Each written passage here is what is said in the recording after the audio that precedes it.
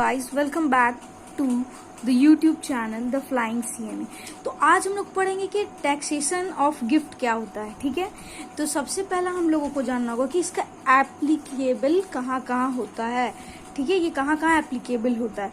तो सबसे पहले ये ऑल एसएससी को एप्लीकेबल होता है। ठीक है, चाहे वो रेसिडेंट हो चाहे नॉन रेसिडेंट हो। ठीक है, उसके बाद क्या है कि ये इंडिविजुअल से लेके आर्टिफिशियल जुडिशियल पर्सन तक एप्लीकेबल होता है। ठीक है, और अगर हम लोगों को अगर कहीं पर गिफ्ट का टैक्सेशन लगाना है तो सबसे पहले क्या चीज हम लोगों को पहले में चेक करना पड़ेगा, ये चीज है।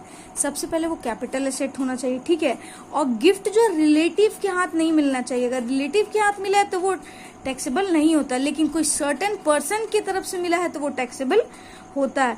अमाउंट क्या है गिफ्ट का, फिर गिफ्ट का मार्केट वैल्यू क्या है, इतना चीज हम लोगों को पहले चेक करना पड़ेगा। ठीक है, एप्लीकेबल क्या क्या है और पहले के चेक क्या क्या करना है। ठीक है, उसके बाद गिफ्ट 3 प्रकार के होते हैं। ठीक है, चलिए मैं दिखाती हूँ आप लोगों को। गिफ्ट 3 प्रकार का होता है। सबसे पहला मनी, अगर मनी में मिलता है चाहे तो इमूवेबल प्रॉपर्टी होता है चाहे तो मूवेबल होता है। ठीक है, सबसे पहला मनी में अगर हम लोगों को 50,000 से कम मिला तो कोई दिक्कत नहीं। अगर 50,000 से ज्यादा मिलता है तो जितना भी अमाउंट मिला सब टैक्सेबल होगा। ठीक है, अगर आप इमूवेबल प्रॉपर्टी की बात करते हैं तो इसमें भी 2 होते हैं हम लोगों का। सबसे पहले होता है विद कंसिडरेशन और दूसरा होता है विदाउट कंसिडरेशन चाहे इनएडिक्वेट कंसिडरेशन। तो अगर हम लोग का stamp duty value without consideration में स्टैम्प ड्यूटी वैल्यू एक्सीड करता है 50,000 को, तो हम लोग जितना भी स्टैम्प ड्यूटी वैल्यू है उसको पूरा टैक्सेबल कर देंगे। लेकिन इनएडिक्वेट में ऐसा नहीं होता है। इसमें क्या होता है कि हम लोगों को इसको कंसीडरेशन के साथ कुछ सामान देते हैं जो कि इमूवेबल है। तो क्या करना पड़ेगा, सबसे पहले हम लोगों को स्टैम्प ड्यूटी वैल्यू से कंसीडरेशन को माइनस करना पड़ेगा। जैसे मान लीजिए फॉर एग्जांपल अगर हम लोग ले लें कि 55 लाख का हम लोगों का स्टैम्प ड्यूटी वैल्यू और कंसीडरेशन हम लोगों का 40 लाख का है। ठीक है, तो दोनों को अगर हम लोग माइनस करेंगे तो हम लोगों का क्या होगा 15 लाख। ठीक है, तो हम लोगों को बताना है कि एक्सीड ऑफ हायर, मतलब ये जो हम लोगों को डिफरेंस आया ये एक्सीड होना चाहिए 50,000 का, तो है मतलब दोनों कंसिडरेशन फुलफिल होना चाहिए, एक नहीं दोनों। 50,000 का है, चलिए फर्स्ट कंसिडरेशन हम लोग फर्स्ट हो गया। सेकंड है कि 10% ऑफ कंसिडरेशन, तो कंसिडरेशन अगर हम लोगों को 40 लाख है तो उसका 10% क्या होगा 4 लाख। तो भी ये हम लोगों का ज्यादा है, हम लोगों का ये दोनों का डिफरेंस है कि नहीं। 15 लाख है, यहाँ 4 लाख आ रहा है तो एक्सीड हो रहा है।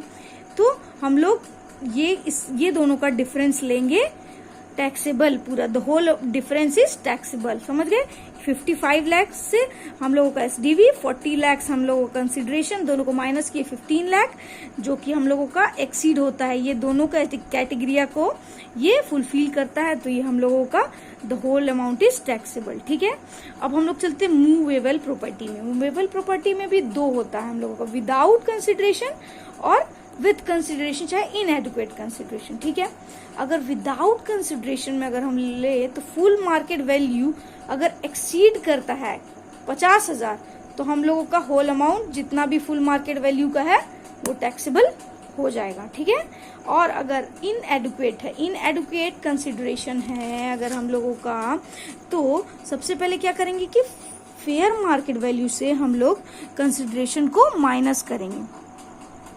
ठीक है, और कंसिडरेशन अगर एक्सीड करता है 50,000 को तो डिफरेंस हम लोगों का टैक्सेबल। जैसे यहाँ पर भी अगर हम लोग एग्जांपल ले लें, अगर हम लोगों का एफएमवी जो है, एफएमवी वो हम लोगों का हो जाएगा 55 लाख फॉर एग्जांपल।